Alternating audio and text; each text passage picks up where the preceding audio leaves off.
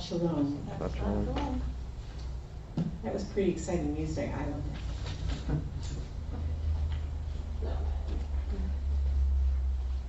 Well, here we are. Nice to see you again. It's the end of February, and it's almost Purim, so I would mention that you should be aware that we are going to celebrate Purim this year. Purim is one of the happiest holidays we have, and it emphasizes eating. Why wouldn't we want to celebrate that? And you can see the information here, and you can slap this puppy right up on your refrigerator so you can be reminded. Then it's 2 weeks away. I suppose that means we better find something to do that's Purimish. Notice the blue boxes are still there. We got sent pictures, maybe not everyone did, about how nice the grand ballroom floor looks. Mm-hmm. We haven't been there. We haven't been meeting in there since a couple of years ago. But it's been newly waxed. We're renting the building out on certain days, so that will help the blue boxes in their quest for more money, but also it will be in use. So just so that you're aware, and that will start in March also. I guess when we having Stump the Stars tomorrow night, I've forgotten. So once again, you and I have to get our heads together. You're not too late. If you have a question that you would like us to chat about, it doesn't matter what we don't know too much about stocks and bonds. But if you're of a more theological or religious bent, that would be great with us, and you might get to see us bigger. That's always entertaining, watching us bigger, right? Okay. Guess we'll just kiss each other at the end, so you can tell that we're not really mad. We're just bigger. Mm-hmm. That's tomorrow night at 7 o'clock. You can join us in person. You can join us through the interwebs. There is the address for the interwebs, and if you want to send us a question, it's stumpthestars, all one word, @gmail.com. That's tomorrow night at 7. I mentioned the blue boxes, and just because we've now got a renter, that doesn't mean that there are not going to be more expenses. There will be, but at least we'll have some help now taking care of our financial needs, which is very important. But we do appreciate everything, as much as you can give, or as little as you can give. We don't poo-poo any amount of giving here at Congregation Ohr Chadash. Anything else that I need to add to that? Good. There's usually something that has not arrived into the program. I noticed that later we're going to pray for you, the situation in Ukraine. I thought I would give you a little bit of my history. My father was Ukrainian, full Ukrainian. My grandparents came to the United States in the early teens. Early 1910, 1912, right around in there. My grandparents had not known each other in Ukraine because one came from Kiev, which is on in the center of the country, is the capital city, and my grandmother came from a place very near Lviv, which is the far west corner of the country, way closer to Poland than it is to the capital city. And they met each other here in the United States at a place in Detroit. Right in the center of Detroit City, there is a place where Eastern Europeans of all sorts are welcomed, and it was a whole community. It was its own city, even though it's surrounded by the city of Detroit. It is still there. It's called Hamtramck. And Hamtramck, my father, when they would ask him where he was born, he started saying Hamtramck, and then he just said Detroit. Just Detroit. But my grandparents got married there. My uncle and my father were born there. My father did not speak English until he went to kindergarten. He spoke Ukrainian, not Russian, Ukrainian. I'm only mentioning this is because it's almost like when they're talking about Ukraine on the news all the time. And it used to be like when I was in college and, in the 70s, nobody knew there were separate countries. It was all Russia. It was all the Soviet Union, and we all spoke the same language. And my father used to say, I don't understand Russian. Mm-hmm. He did not understand Russian. I don't think he tried very hard. He could understand Khrushchev, because Khrushchev, there's a name from the past, would speak Ukrainian because he was a native Ukrainian speaker. In recent years, John and I have had the opportunity to go to Ukraine. I've actually been there 3 times in Ukraine, something I never thought would ever happen in my life. I didn't even see a need to do it. John has been in a lot more Ukrainian cities than I have, because he's been there more often than I have. We've gotten to see Kyiv. That was the earliest trip I took. That must have been in the early 2000s. But about 3 years ago, we were in Lviv, that western city way out near Poland. And it is a different milieu out there. They're the ones who speak Ukrainian still. They learn in Russian in their schools, but they speak Ukrainian. The ones more in the center and the east, they don't mind speaking Russian. And more people from Russia who are native Russian speakers move to the eastern part of Ukraine, and they very rarely move to the western part of Ukraine. I just wanted to say this one thing. So John has been in the city of Odessa. And Odessa is far south, and it's on the Black Sea. It's on the Black Sea. I think in the summer they have beach things because it's a seaside resort.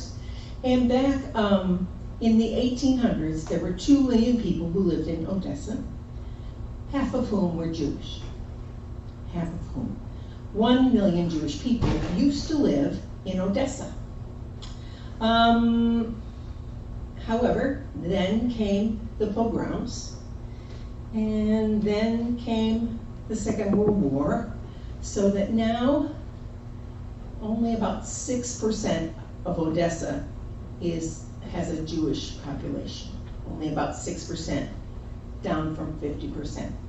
Today,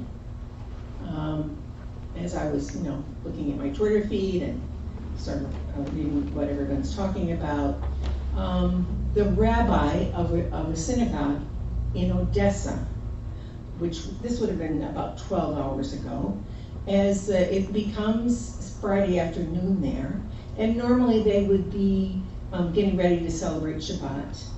This rabbi, with tears in his eyes, was saying, we must leave our beautiful building, and it was. What we could see was beautiful. Now, even though we do not want to, but we cannot stay here. We are taking care of a whole school full of orphan children, and so we are all leaving today as Shabbat begins. So that was sent out by a Jewish journalist named Yair Rosenberg, who wanted the Jewish people in his reading audience to appreciate the tragedy that really is the whole history. It's not just, this didn't happen just 40 years ago, started with tragedy, or 100 years. It's been countless tragedy after tragedy, especially for the Jewish population in Ukraine. So we're going to pray for Ukraine later, more formally, are we? And also later, I'll talk about, if you feel led, if you would like to, there are ways you can help out people who really need help at this point through our friend Michael Schiffman, who's Dr. Michael Schiffman, who's been here and spoken, and we'll talk about that later. But as you can imagine, I'll be praying for Ukraine, because I do have some cousins there, even though I've never met them. I have some cousins there. So, thanks for coming. Shabbat Shalom.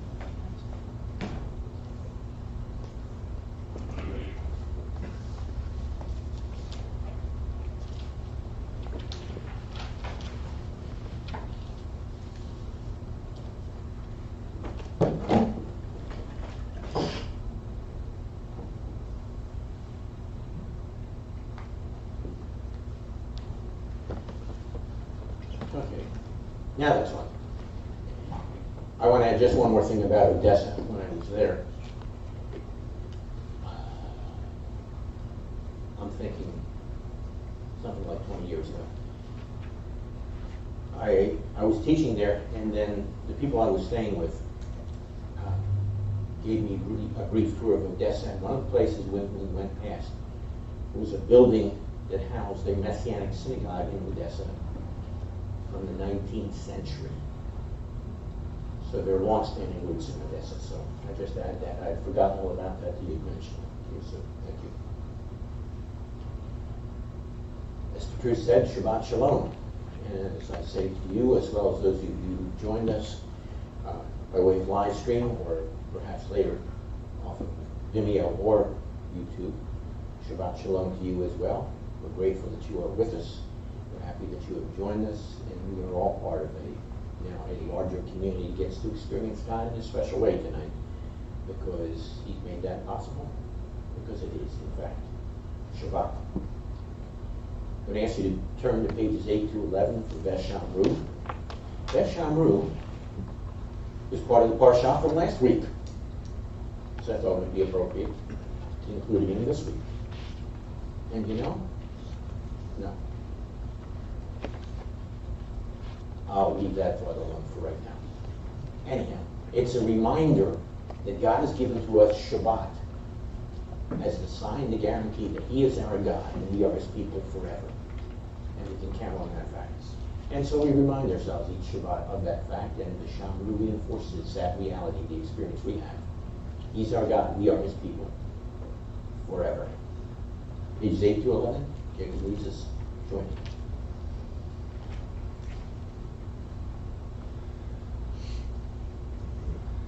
Vishamru b'nei Yisrael et ha-Shabbat la'asot et ha-Shabbat l'dorotam berit olam beini u'bein b'nei Yisrael Oti le'olam ki sheshet yamin asa Adonai et hashamayim ve'et haaretz u'ayom hashvi u'ayom hashvi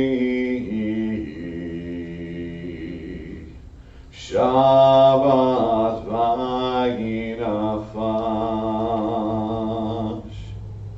The children of Israel shall keep the Sabbath, observing the Sabbath throughout their generations as an everlasting covenant. It is a sign between me and the children of Israel forever, that in 6 days the Lord made the heavens and the earth, and on the seventh day He ceased from work and rested. Hear me a question. Where does that come from? Okay, quick answer. Exodus 31, 16 and 17. You simply could have answered last week's Parsha. All right. As we remind ourselves of the importance of Shabbat, we now get to light the Shabbat lights and, in fact, enter into that relevant reality called Shabbat.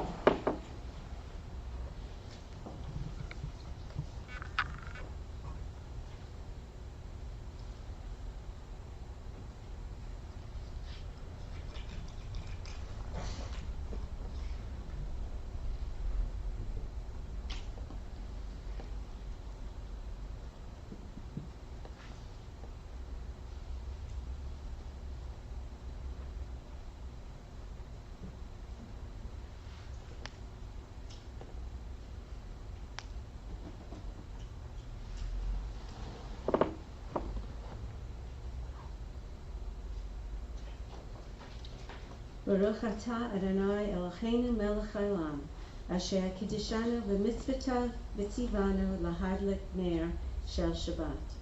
Blessed are you, O Lord our God, King of the universe, who has set us apart by your commandments and commanded us to light the candles for Sabbath. Baruch atah Adonai Eloheinu melech haolam, אשר קידשנו במצוותיו וציוונו להיות בגויים, ונתן לנו ישוע משיקנו, האור לעולם. Blessed are you, O Lord our God, ruler of the universe, who sanctified us by your commandments, and commanded us to be a light for the nations, and gave us Yeshua our Messiah, the light of the world. Shabbat Shalom.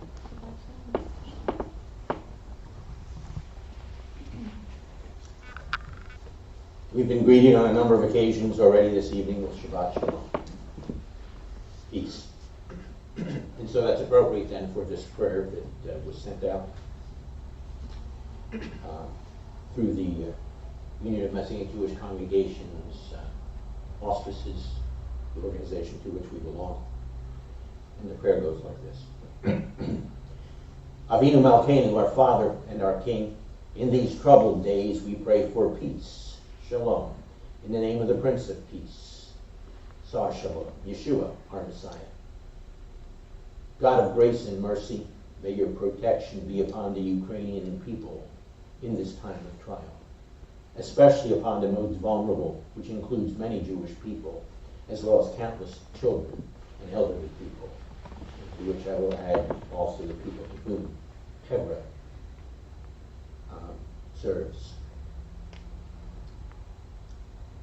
Give wisdom and direction to the leaders of Ukraine as they respond to this invasion. Give other world leaders, especially those in the United States, guide other world leaders, especially those in the United States, into ways of responding with appropriate force and decisiveness. May the plans of Russia's leadership be reversed, and may their power and hold over the Russian people be dismantled. As it is written, the ruler's heart is a stream of water in the hand of the Lord. He turns it wherever he will. Proverbs 21:1. So, O Lord, may you in your mercy hold back the forces of chaos and violence that are mounting in the world today. Wherever there is oppression and suffering, may your Spirit bring hope. Be with all who call upon your name and enable us all to be makers of peace and bearers of hope. And may there be fulfilled soon and in our days the words of the prophet Isaiah. Nation shall not lift up sword against nation, nor shall they learn war anymore. And may there be peace. The one who is called Sar Shalom, the Prince of Peace, is the one who, as we're reminded on pages 40 and 41, sits among the heavenly thrones. It was the expectation that would take place by the ancient sages, our rabbis of old. And so we enter that scene that they envisioned, and it is in fact part of our Elohim Asher, pages 40 and 41. Join Jacob as he leads us.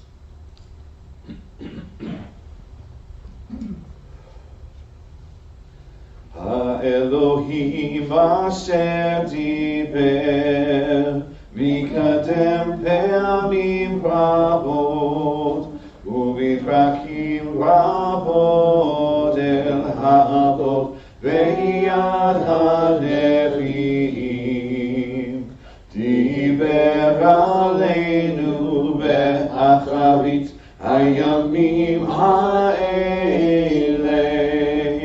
ויד הבן אשר שם לו ריש קול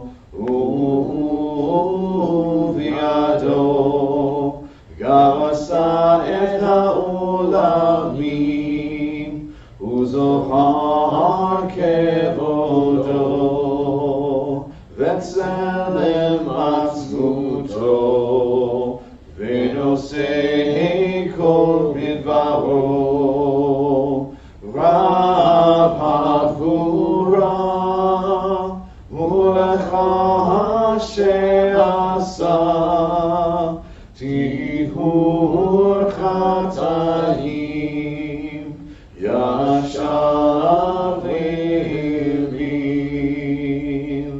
הגדולה.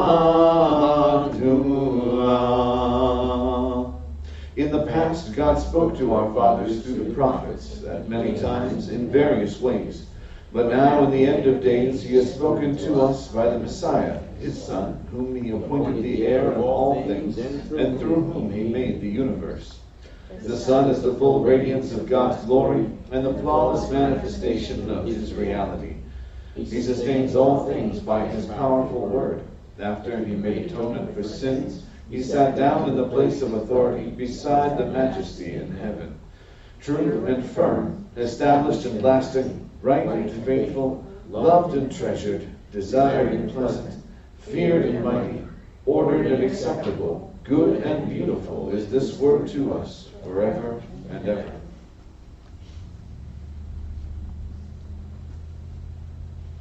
That last paragraph is, what should we say, it's a classic response of praise and gratitude to our God, extolling him and what he has done for us and what he's given to us. Chadash in its various forms does much the same thing. Tonight we'll be doing full Chadash, pages 28 to 31.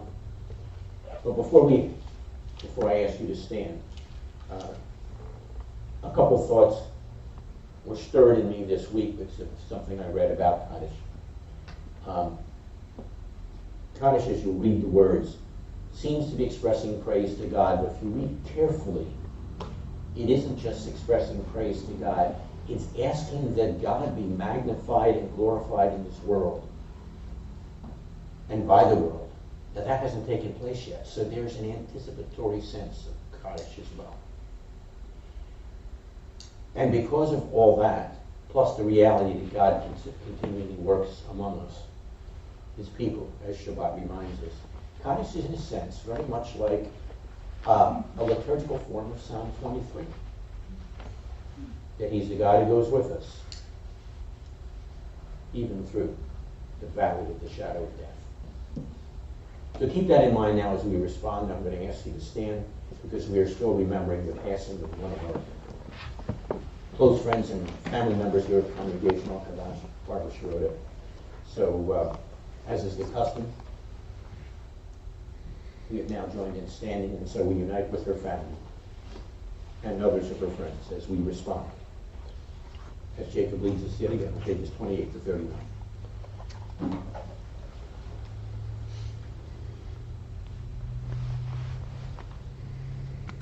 יתגדל ויתקדש שמי רבן ועמד יפרח כחוצה וימלך בחוצה בחייכון וביומכון ובחיי לכל בית ישראל בעגלה ובזמן קריב ועמהו אמן יהי שמי רבן מבורך לעולם עולם לעולמיה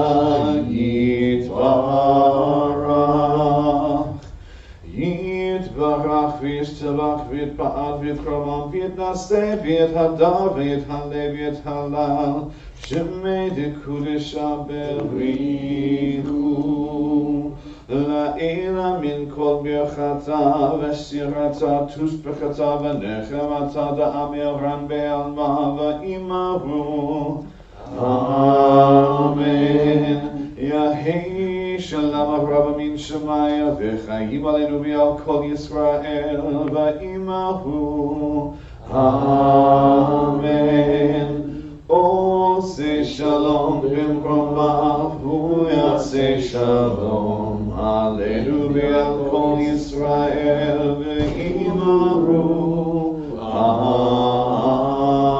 Amen. Glorified and sanctified be his great name in the world which is created according to his will. May he cause the reign of his kingdom in your lifetime and in your days and in the life of all the house of Israel, speedily, yes, soon, and say, Amen. May his great name be blessed forever and forever, eternally. Blessed and praised, glorified and exalted, extolled and honored, adored and lauded be the name of the Holy One, blessed be he, who is high above, far above all blessings and hymns and praises and consolations which are spoken in the world, and say, Amen. Amen. May there be great peace from heaven and life for us and for all Israel, and say, Amen. Amen. He who makes peace in the heavenly realms, may he make peace for us and for all Israel, then say, Amen. Since you're already standing, please continue to stand, only this time turn and face Jerusalem in the direction of the ark. For our Amidah portions this evening, paragraphs 1 through 3, which includes Kedusha, pages 66 to 71. And please note the appropriate response that's in the second of these blessings, which concludes Nechaye Hametim. Baruch atah Adonai, Nechaye Hametim. Blessed are you, O Lord, our God, who raises the dead. What an appropriate response built right on top of Kaddish as we reflect on what we're reflecting on already this evening. Pages 66 to 71. Use these words as you express your response to our very God this evening.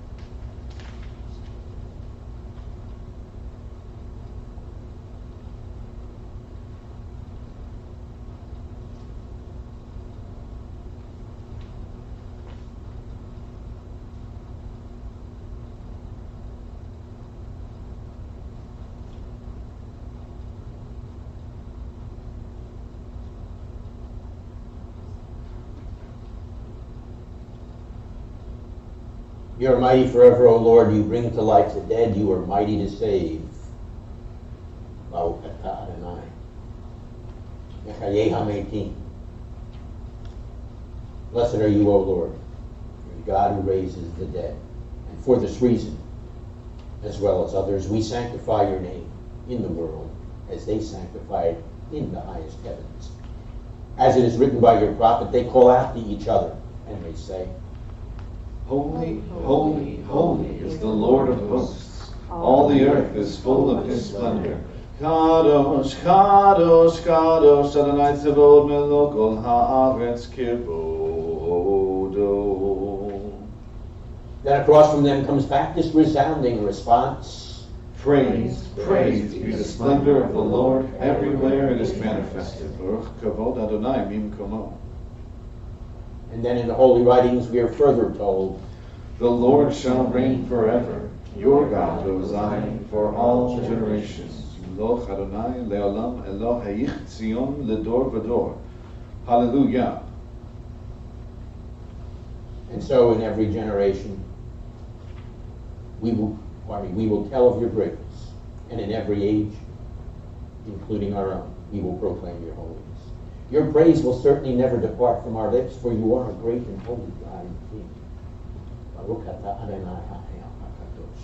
Blessed are you, O Lord. You are the holy God. For you are great and holy God and King is part of our response that sets the stage, becomes a springboard for our next response. You are not only my God, you are my King, and I will follow you fully, wholeheartedly. That's the response known as the Shema, pages 34 to 39. Make that your heartfelt response and affirmation.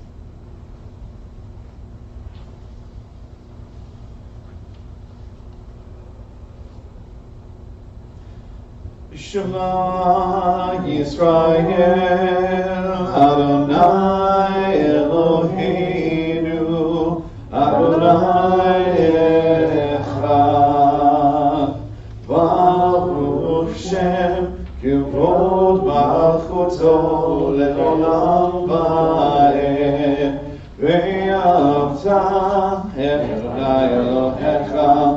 וכל לבבך וכל נפשך וכל מאודיך, והיו הדברים האלה אשר אנוכי מצווך היום על לבבך, ושננת לבניך ודיברת בשבתך בביתך ובלכתך בדרך ובשכבך ובקומך, וחשבת גדולות על ידיך, והיו לתותחות בעיניך, וכתבתם על מזוזות ביתך ובשעריך.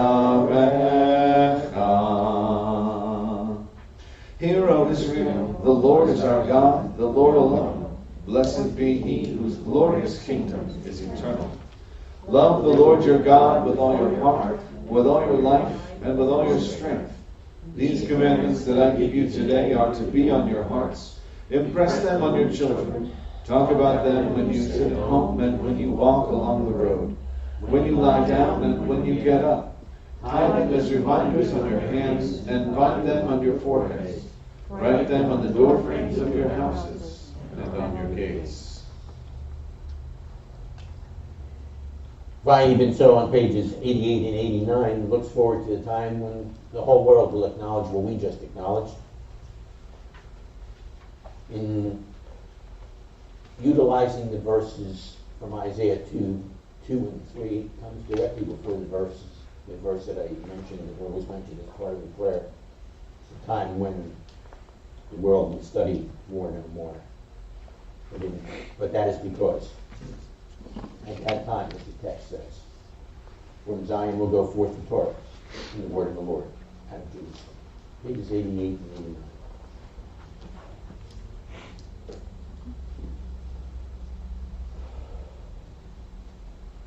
ויהי בנשוא הארון ויאמר משה, קום אדוני ויפוצו אויביך וינוסו משנאיך מפניך, כי מציון תצא תורה, כי מציון תצא תורה, ודבר אדוני בירושלים. ברוך שנתן תורה תורה, ברוך שנתן תורה תורה, לעמו ישראל בקדושתו.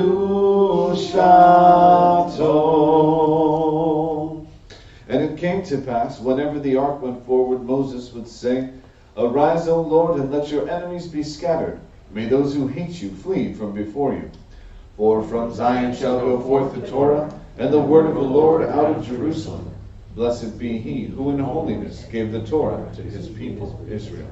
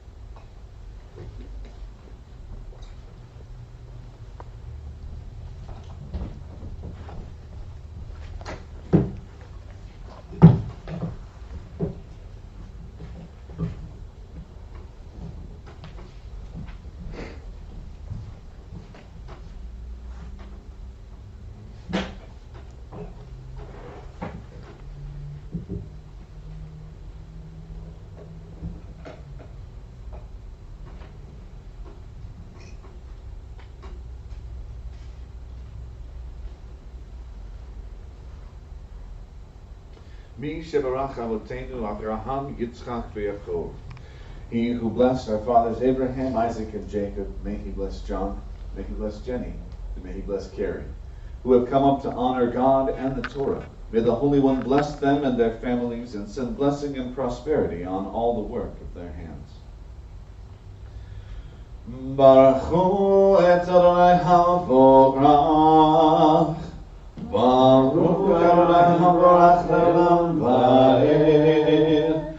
Baruch atah Adonai Eloheinu melech haolam, asher bachar banu mikol ha'amim, v'natan lanu et torato. Baruch atah Adonai noten haTorah. Amen. Bless the Lord who is blessed. Bless the Lord who is blessed forever and ever. Blessed are you, Lord our God, ruler of the universe, who chose us from all peoples and gave to us the Torah. Blessed are you, Lord, giver of the Torah.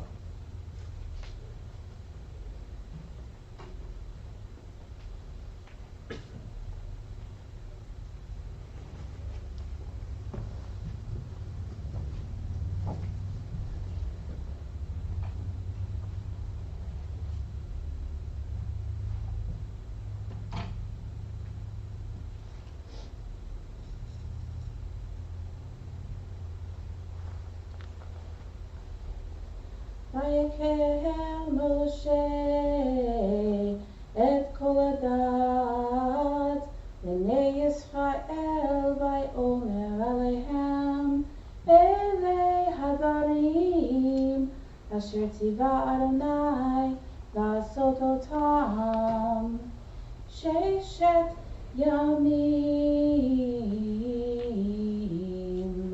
te'aseh melacha וביום השביעי יהיה לכם קודש, שבת שבתון לאדוני, כל העושה בו מלאכה יומת.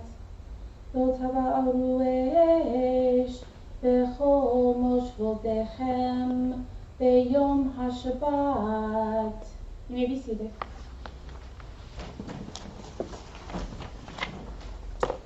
And Moses gathered all of the assembly of the children of Israel and said to them, "These are the words which Adonai commanded you to do.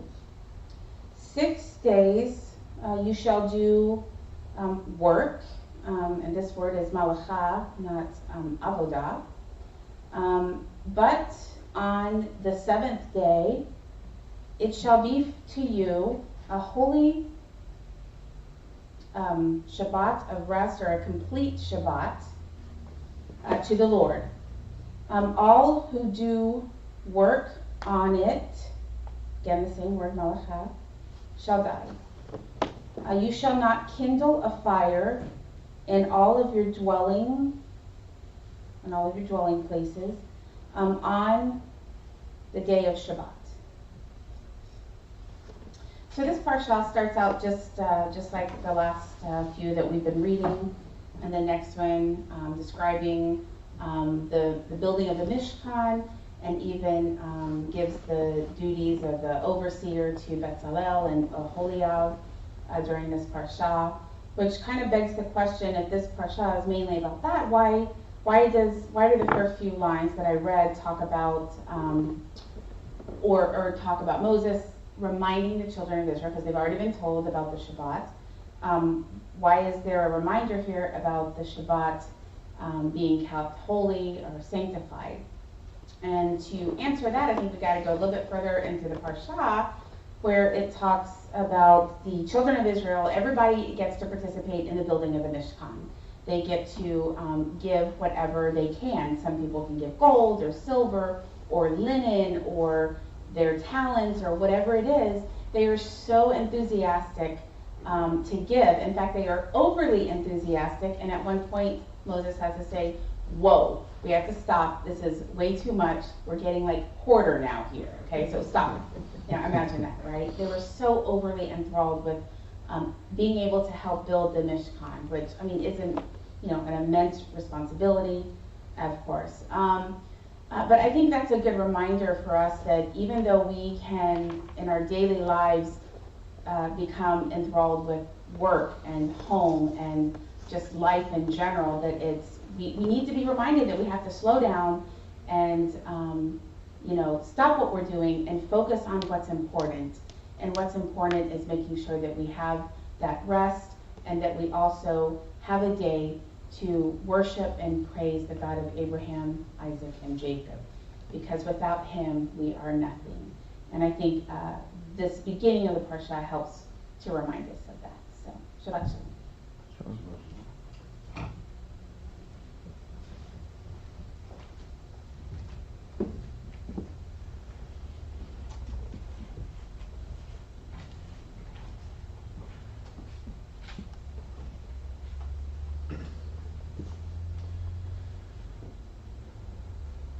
Baruch atah Adonai Eloheinu melech haolam asher natan lanu torat emet v'chayei olam natan b'tochenu. Baruch atah Adonai noten haTorah. Amen. Blessed are you, Lord our God, ruler of the universe, who gave us the Torah of truth and life everlasting planted in our midst. Blessed are you, Lord, giver of the Torah. He is in fact the giver of the Torah. Our ancestors understood that as they stood before him and said, yes, we are receiving your words. We now stand as they did, so please rise, and receive it as they did. Pages 98 and 99 is for Ohr Chadash. If you need transliteration, it's page 95, as we acknowledge that these are the words that come directly from God, directly to us.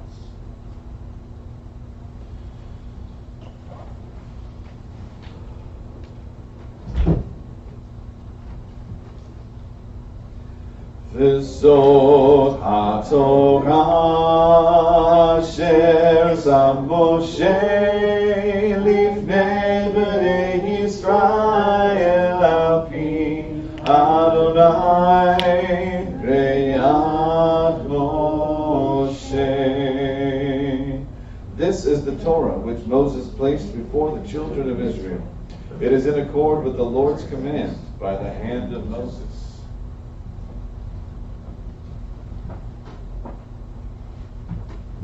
Please be seated.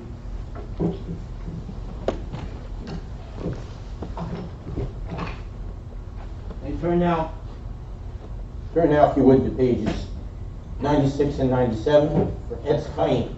It's a reminder that these are not only words from God, it's a tree of life that needs to take root in our lives. Etz Chaim hi lamachazekim ba v'tochei ha-meushav derachei ha-darchei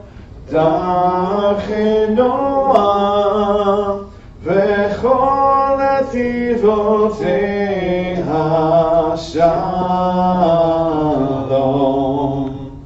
Hashivenu Adonai alecha v'nashuva Chadesh yameinu ki kedem. Hashivenu Adonai alecha v'nashuva Chadesh yameinu ki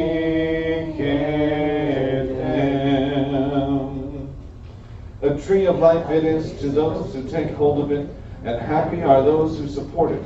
Its ways are ways of pleasantness, and all its paths are peace.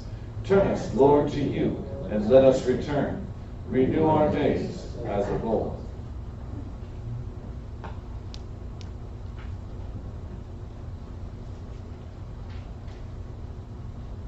With days renewed as of old, we're better prepared to stand before him as his priests. So we do stand before him in just that way, fulfilling the guideline that he gave us when he gave us the Torah. You will be a kingdom of priests, a holy nation. So we respond with Uvno Ko Yomar, pages 98 and 99.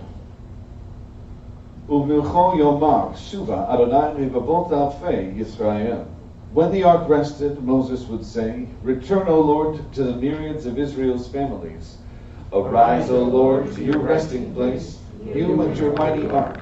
Clothe your priests with righteousness. May those who have experienced your faithful love shout for joy. For the sake of your servant David, don't delay the return of your Messiah. Va'avor David avdecha al teshev penei mishikecha. Ki lecham tov natati lachem, torati al tanazohu. I give you good instruction. Do not forsake my Torah.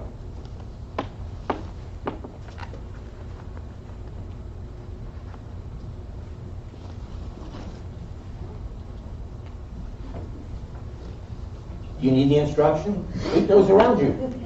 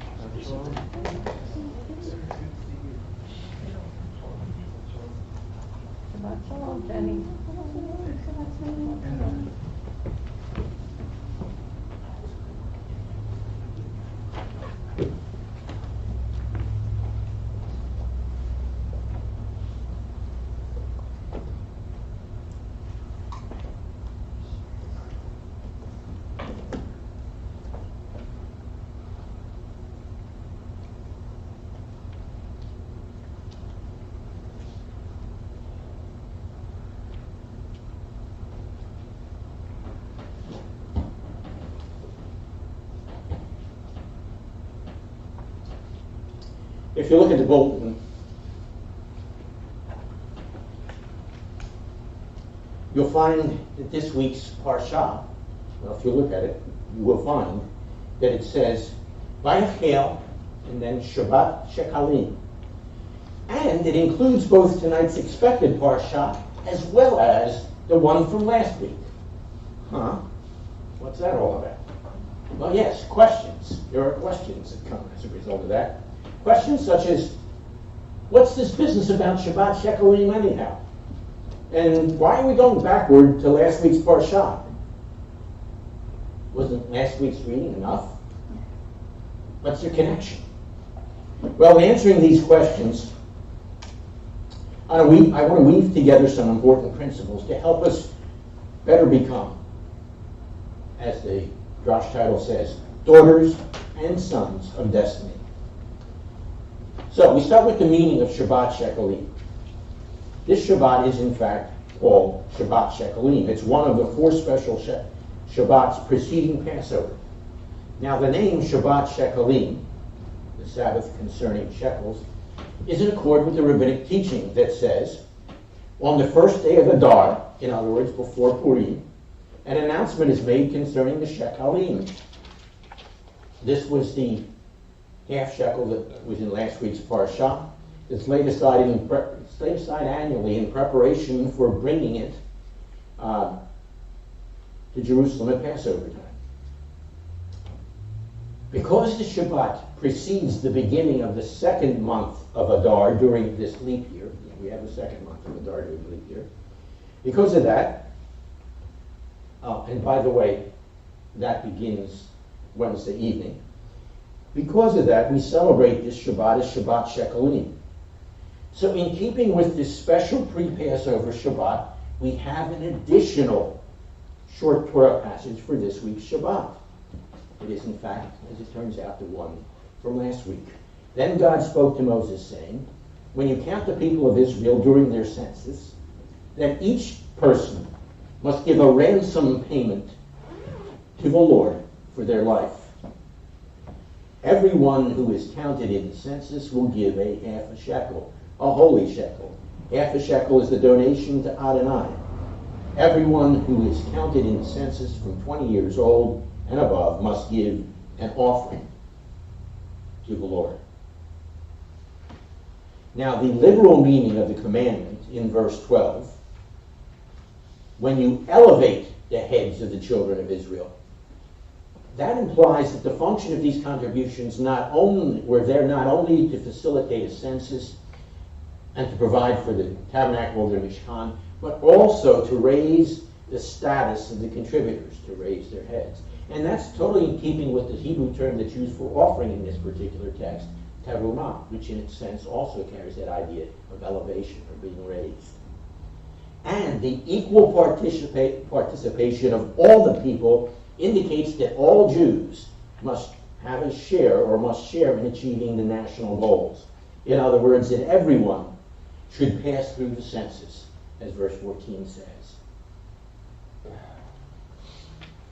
So, everyone who does so gains great benefit. Now, the Parsha continues to stress this when it says, the rich person will not pay more and the poor person will not pay less than half a shekel. As Dr. Patrice pointed out very well for us last week, that puts everyone on equal footing. And then in verse 16 calls this shekel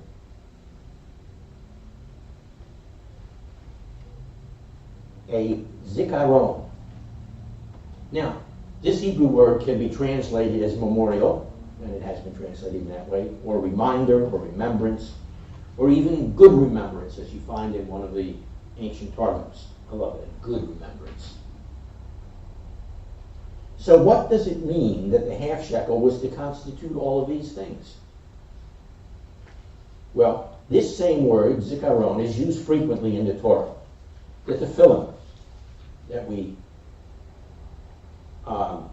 place on our heads as a reminder, or the straps that are the tefillin, are a reminder, a zikaron on our foreheads. Aaron's chest plate from a couple weeks ago was a zikaron before the Lord.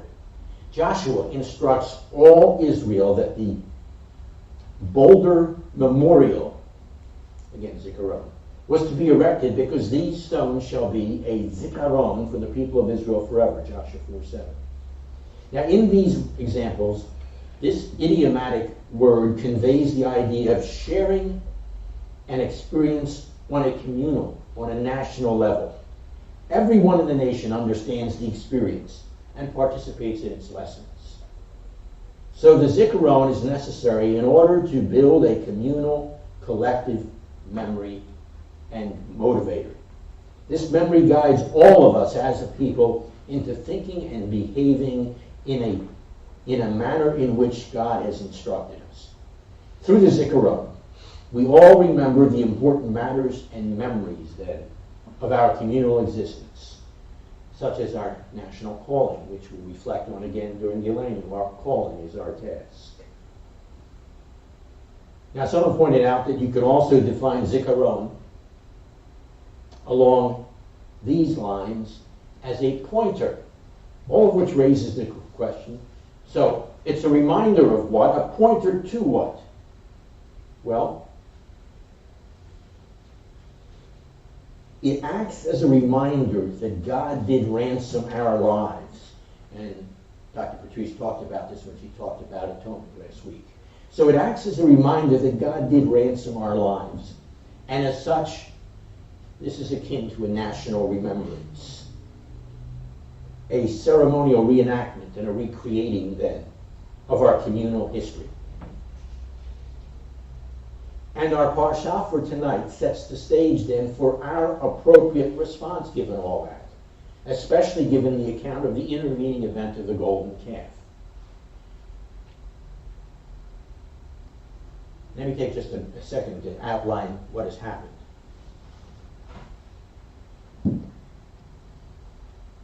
God gave us the Torah, particularly the 10 words. He talked to us about Shabbat. He told us to build him a home, a honeymoon home, which we talked about it a couple of weeks ago when we looked at that text. And then we fouled things up with the golden calf. But then God goes on to give us a second set of tablets. He goes on to talk about Shabbat again, as Jenny reminded us. And then you get some more instructions concerning that honeymoon home. It's as if God has brought us back to where we left him. Now, by the way, one other thing to notice about the golden calf. In our tradition, according to tradition, the women did not participate in the incident of the golden calf. And it's for that reason that Rosh Chodesh then is set aside, is especially for them. For all people, but especially for them. And appropriately then, given the conjunction and convergence of all these things, as I said, Rosh Chodesh is just a few days away, coming in on Wednesday night. But back to our parsha for tonight. Moses said to the whole community of the people of Israel, here's what the Lord has ordered.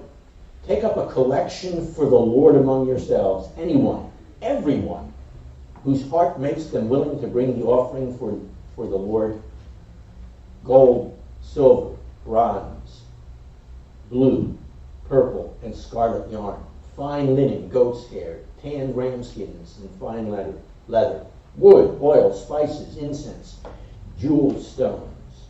All these things are mentioned. And so that was their response to what they experienced. And so our response to the God who blesses all of us, what should that be? It should be like their response as we examine it more carefully. In the next chapter, chapter 36, verses 5 to 7, which Jenny also referenced. All the artisans said to Moses, the people are bringing more than is needed for the task entailed in the work that the Lord has commanded to be done. Moses therefore had this proclamation made throughout the camp. Let no man or woman make further efforts towards gifts for the sanctuary. Their efforts have been more than enough for all the tasks to be done. Exodus 36, verses 5 to 7. Too many gifts, too much volunteering. Now that's a problem we would all wish that we could have. And it's a clue to the relevance of the parsha for this week, Vayakhel, to our times. When community in any form seems in short supply and not in so much demand. The key word in the Torah's explanation, repeated some 25 times in chapter 35 alone, is the Hebrew word kol. Sometimes pronounced kal. Kol. The word means all or whole or each or every. So not a single Israelite is left out of the sacred building project. And by the way, please remember that part of the people involved in this building project were not Israelites. There were some Egyptians who joined them, so there was always a way in which others from outside the Jewish or the Israeli community could become part of that. So anyhow, not a single person then is left out of the sacred building project. The text tells us that everyone whose heart so moved him or her shall bring gifts, Moses tells the people. And guess what? And all of them do, because they're all moved. And then Moses goes on to say, let all among you who are skilled come and make all that the Lord has commanded. And please note, by the way, as I've already laid the groundwork for this, the people are commanded to give what cannot be commanded in effect, even by God. Movement of the heart. And yet that's the way in which they responded. Both men and women, the text tells us, came forward, the Torah emphasizes, encouraging us to imagine a procession that includes both short and tall, old and young, rich and poor. It's a group. Jenny translated it assembly, adopt, a group. It's a group as varied as the gifts that they offer, the talents they deploy, the colors with which they will fill the tabernacle, the Mishkan. Blue, purple, and crimson. And then the materials they supply. Yarns, fine linen, goat's hair, tanned ram skin, silver and copper, wood, spices, and gemstones. All of its rich variety. So when God, given all of this, when God singles out Bezalel by name to make designs and to give directions, he stands out because he is one, when the text has been emphasizing all and everyone. as he then supervises a diverse and harmonious whole, a community who have in fact been endowed by God with the skill to do all the work needed. And so he's assisted by everyone to whom God has given skill. Note once again, it's a community effort, it's community activity. It has to do with kol or kol. And why has this call for funds and volunteers been so successful? Well, perhaps it's because we as human beings need to be needed. And we know that. And so the Israelites, no, let me change that. Drop the so. And the Israelites have an extra reason for that need in the immediate aftermath of the episode of the golden calf. They had thrown themselves and their jewels into the construction of an idol. Now, with their lives spared, thanks to Moses' intercession, and with God's continuing presence among them assured, a couple chapters ago he said, I will go with you. They are now offered the chance to demonstrate their atonement by giving all of themselves to building the Lord a sanctuary, as he said, that I may dwell among them. And so rightly, Ki Tisa, last week's parsha, with its atonement emphasis, is now repeated in our readings after the golden calf to remind us, as I suggested earlier, that our relationship has in fact been restored. Wait a second. We worshipped an idol, a golden calf? Yes. And yet, they were restored. So no wonder they respond the way they do here, wholeheartedly. They act as one, driven by the shared need and common aspiration. They eagerly want to move toward God and to keep God close by. And so they respond accordingly, as the parsha has pointed out. Please note that there are two elements to it. It's to be done wholeheartedly. The second part is it's to be done abundantly, so that there is more than enough. So it's not just an attitude that we have where we feel good. It's that we in fact put these things into practice and follow him and contribute to what he's doing. Well, interesting text. That's Shabbat Shekhalim. Take the next minute or so for a time to begin that response. Hopefully based, modeled on what we've seen illustrated yet again in the text this week. And we do so in quiet.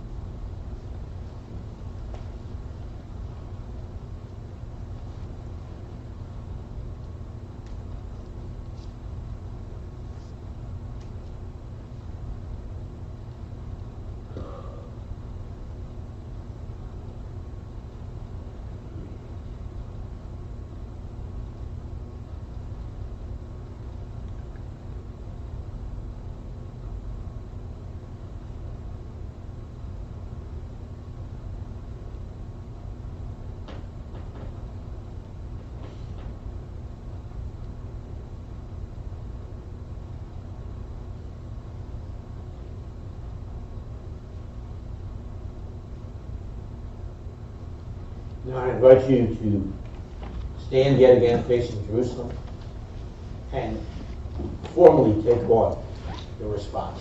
As we say through the remainder, I'll call it, is our text. Pages 102 to 107 is that response.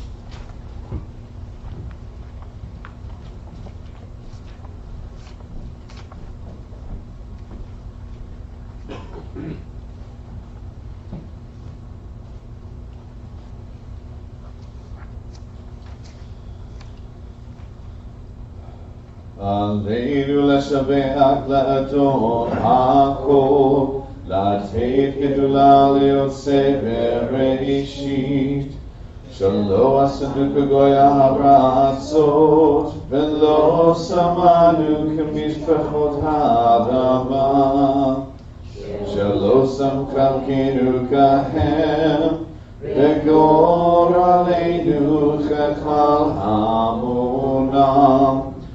ואנחנו קוראים ומשתחווים ומודים לפני מלך מלכי המלכים הקדוש ברוך הוא, שהוא נוטה שמיים ויוסד הארץ, ומושב יקרו בשמיים ממעל, ושכינה רוזו בגבי מרומים. הוא אלוהינו,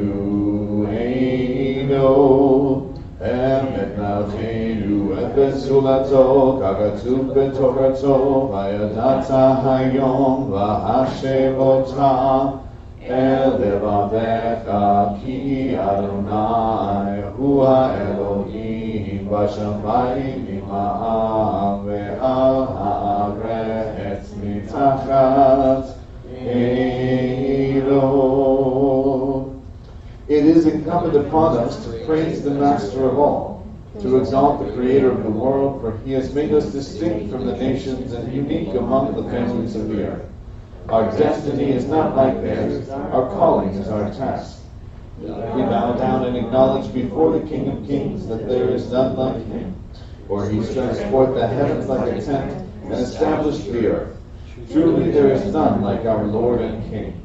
As the Torah says, you shall know this day and reflect in your heart that it is the Lord who is God in the heavens above, and on the earth beneath there is none else. We hope, O Lord our God, to soon behold your majestic glory, when all abominations shall be removed, and all false gods shall be at an end. Then shall the world be perfected under the rule of the Lord Almighty, and all mankind shall call upon your name. For to you every knee must bow, and every tongue declare that you are God. Reign over us soon and forever. May the kingdom of David's greater Son be established forever. For then shall the words be fulfilled, the Lord shall be king forever, and the Lord shall be king over all the earth. On that day the Lord shall be one, and his name one. V'ne'emar v'haya Adonai Lamelech al kol haaretz. Bayom hahu yihiyeh Adonai echad, u'shemo echad.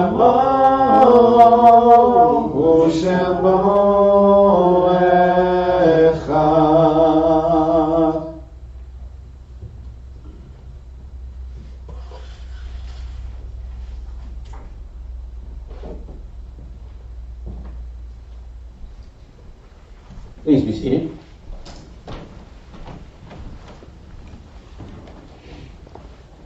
And so we're now ready to move to the last part of our service.